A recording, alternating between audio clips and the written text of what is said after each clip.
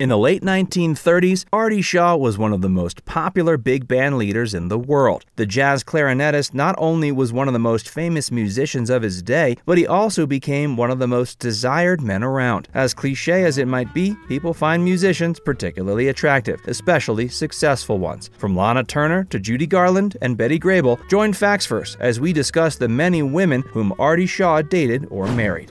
Jane Cairns. While Artie's career began to take off and his musical skill grew, his private life too began to take on a life of its own. He married his first wife, Jane Cairns, in 1932. Jane was a typist, and sadly very little else is known about her, and no pictures are known to exist. Their marriage was annulled just 1 year after exchanging vows. Margaret Allen. Shaw got married again a year after he and Cairns' marriage was annulled. This time, he wed Margaret Allen. The two began dating shortly after Shaw left Cairns, and a year later they were married. The marriage lasted for just 3 years. In 1937, they were divorced. Once again, there aren't any known photos of Allen. Lana Turner. Actress Lana Turner was Shaw's first famous wife. Lana had a thriving career in Hollywood as a film, TV, theater, and radio star. She was recognized not only for her work as an actress, but also for being a pinup model. At one point, she was the highest paid woman in film. Being one of the most glamorous stars of her day during the Second World War, U.S. fighter pilots would frequently emblazon her image on their planes. Turner and Shaw met on the set of the film Dancing Co-ed. They eloped in Las Vegas in February of 1940, even though they had just barely met. The couple's surprise wedding created a media fiasco and PR nightmare for MGM executives who weren't all that pleased by Turner's impulsiveness. While she was married to Shaw, Lana starred in the drama We Who Are Young, in which she portrayed a woman who marries a co-worker despite company policies put in place to discourage such unions. Just a few months after tying the knot, Lana and Artie got divorced. After the divorce went through, Turner discovered she was pregnant. Unsure who the father was, she secretly had an abortion. Before we tell you more, be sure to give this video a like and subscribe to Facts First if you haven't already. Betty Kern. Artie Shaw's fourth wife, Elizabeth Jane Betty Kern Miller, was the daughter of singer-songwriter Jerome Kern. Although Artie was busy working on the music for the Academy Award-winning film Second Chorus in 1940, he wasn't too busy to start dating someone and eventually get married again. Shaw and Kern had one son together, whom they named Stephen. Not long after he was born, Shaw and Kern got divorced in 1943. Ava Lavinia Gardner. Shaw took a stab at marriage again with yet another actress and singer, Ava Gardner, in 1945. They got divorced a little under a year after they walked down the aisle. Ava was first married to actor Mickey Rooney, but since he repeatedly cheated on her, Ava kicked him to the curb and divorced him in 1943. Her second marriage to Shaw was equally brief. She later married Frank Sinatra in 1951, but they too got divorced in 1957. While married to Sinatra, Gardner would often run off to confide in Artie. She and Old Blue Eyes rarely saw eye to eye, and she resented him for being too gentle.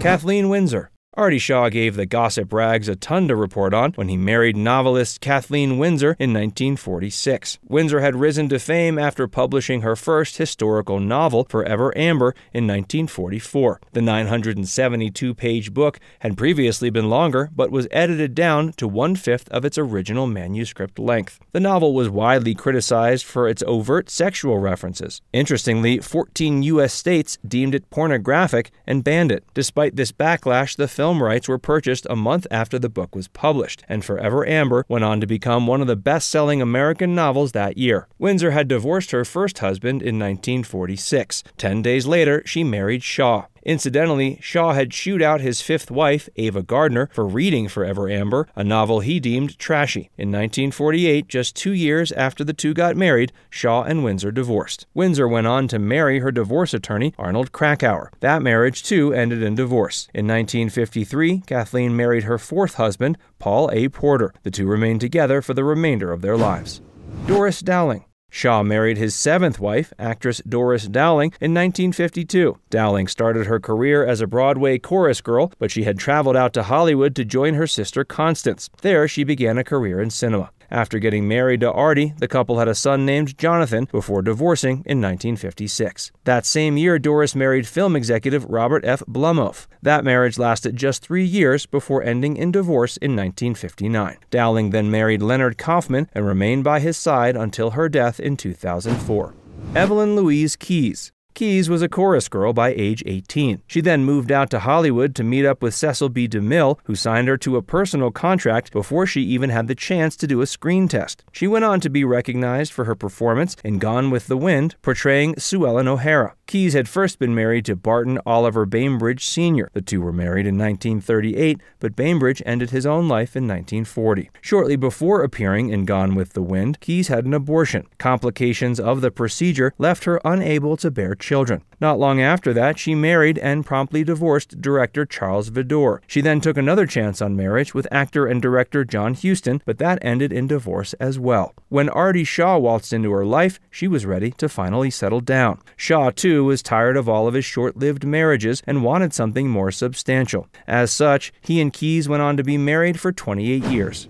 Judy Garland. Wizard of Oz star Judy Garland fell under Shaw's spell while on a trip to New York. While their romance was doomed from the start, their friendship proved to be one of the most genuine of Shaw's life. Judy and Artie met in 1937 after seeing his band perform. At the time, Shaw was still married to Judy's close friend and professional rival, Lana Turner. After the show, Garland was so impressed with Shaw's sound, she went up to him and introduced herself. While she was yet a big star, Artie likely already knew who she was. He was very impressed by her sophistication, intelligence, and musical knowledge. After they started seeing each other behind Judy's mother's back, he taught her what books and novels he thought she should read. Garland was 16 at the time, and Shaw was 12 years her senior, and already married twice. Shaw loved how bubbly and full of life Judy was. Evidently, according to some sources, their relationship never got serious, as Shaw saw her more as a little sister. But other reports indicate they did pursue a more intimate relationship.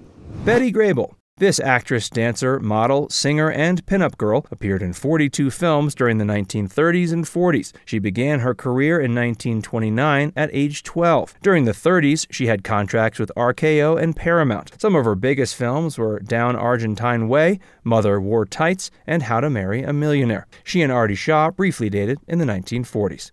Now it's time to hear from you. Did you know band leader Artie Shaw was married 8 times and he dated some of the biggest names in Hollywood? Let us know in the comments section below. And before you go, make sure you give this video a like and subscribe to Facts First if you haven't already. Click the bell icon to stay updated on all our latest content. By the way, if you haven't joined Facts First as a member yet, be sure to look below this video and click the join button. By becoming a paid member of Facts First, you'll get access to exclusive video content that you won't find anywhere else. This includes some of our more mature content that isn't suitable for public audiences, which includes topics like Hollywood actresses who posed for Playboy and some of the steamiest moments in movie history. Plus, you can enjoy these videos completely ad-free. Our biggest fans will notice they also get badges next to their name when they leave comments on our videos. We pay special attention to comments from our members, and so do other viewers. So if you want exclusive content from Facts First or inside access to discussions with other community members, click the join button to get started for just $4.99.